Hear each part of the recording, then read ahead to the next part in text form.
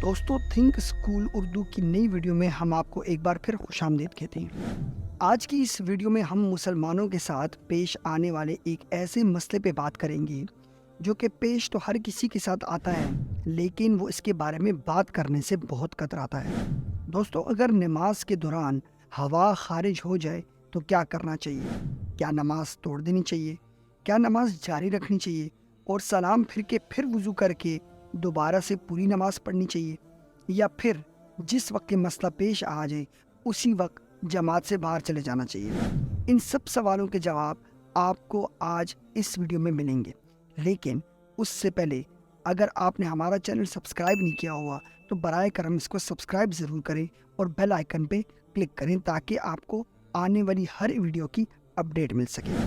तो दोस्तों, सबसे पहले तो ये सवाल हमारा आपसे है कि जब कभी नमाज के दौरान आपका वज़ू टूट जाता है तो आप क्या करते हैं? हमें कमेंट बॉक्स में अपने जवाब ज़रूर दीजिएगा। नमाज दीन इस्लाम का एक अहम रुकन है।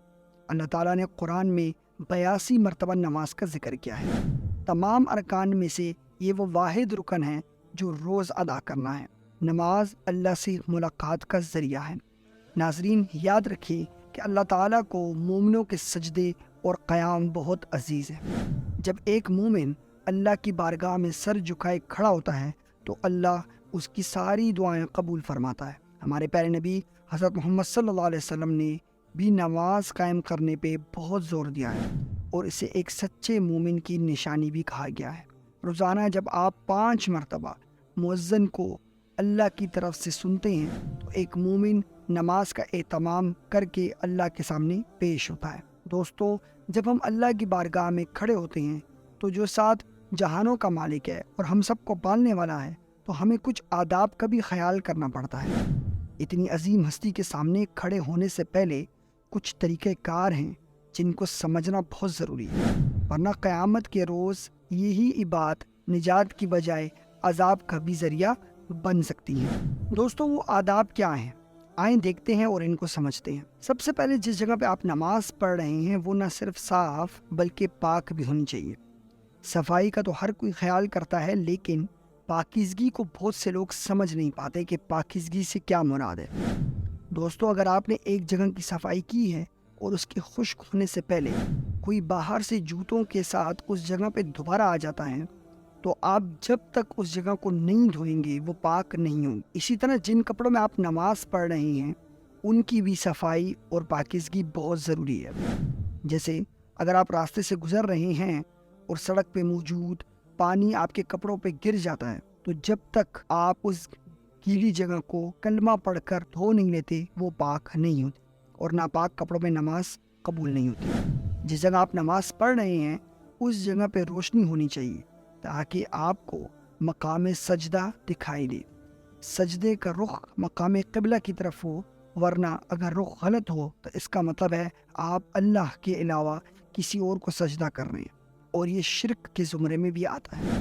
नमाज से पहले वज़ू लाजमी है। अगर आपका वज़ू किसी वजह से टूट गया है तो अगली नमाज से पहले वज़ू आपको हर सूरत में करना पड़ेगा, वरना आपकी नमाज कबूल नहीं होगी।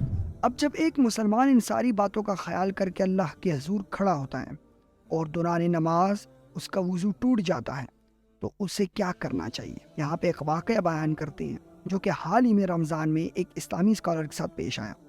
वाक़या यूँ है जिसमें वो बयान करते हैं कि यूरोप में एक छोटे से गाँव में एक मौलाना साहब का चक्कर हुआ। वहाँ के मकामी लोगों ने अपने लिए एक छोटे कमरे में मस्जिद का इंतज़ाम कर रखा था। मौलाना साहब कहते हैं, मैं भी तरावी पढ़ने वहाँ चला गया। जब अंदर गया तो देखा कि इमाम के साथ कुल 5 लोग थे और वो तरावी पढ़ने आए हुए थे। खैर, हमने तरावी का आगाज़ किया। अभी हमने आधी तरावी पढ़ी थी कि अचानक से किसी नमाजी की हवा खारिज हुई और यकदम कमरे में बदबू फैल गई। अब चाहिए तो ये था कि जिससे भी ये हुआ वो नमाज से अलग हो जाता, लेकिन शायद शर्मिंदगी के बायस वो आदमी नमाज से नहीं हटा और पता भी ना लगा कि किस नमाजी का वज़ू टूटा है। जब नमाज ख़त्म हुई तो सब दुआ करके चले गए। तब मैंने इमाम से पूछा तो इमाम ने जवाब दिया कि यहाँ के लोग इस बात पे बहुत शर्मिंदा होते हैं और इसको अपने लिए बहुत बेइज्जती समझते हैं। अगर उनसे हवा खारिज हो जाए تو وہ کہتے ہیں کہ ہم کسی کو شکل تک نہ دکھائیں، میں کسی کو شرمندہ نہیں کرنا چاہتا تھا اس لیے چپ رہا۔